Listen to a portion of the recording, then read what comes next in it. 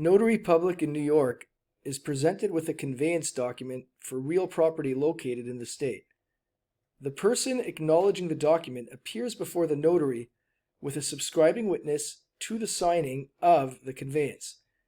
The notary proceeds to take the acknowledgement and prepares the certificate of acknowledgement.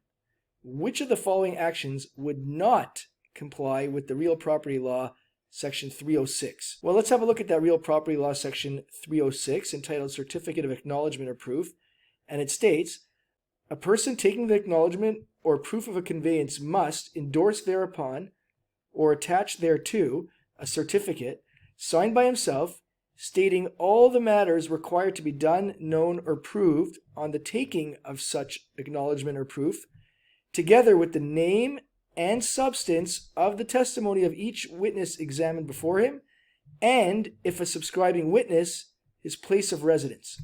So with all this in mind, let's have a look at our four choices to determine our solution. Remember, we are looking for which of these actions would not comply with the real property law.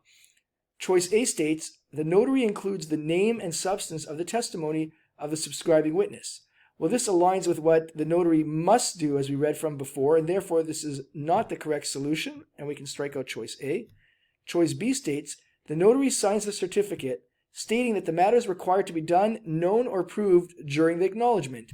This as well is a requirement of the notary public, and therefore choice B is not the correct solution. Choice C states, the notary attaches a certificate to the conveyance and delivers it to the party requesting it.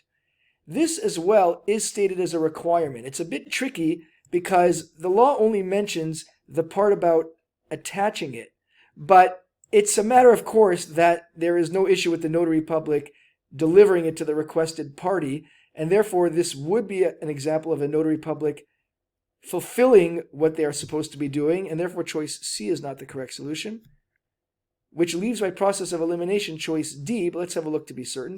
Choice D states, the notary omits the subscribing witness's place of residence from the certificate.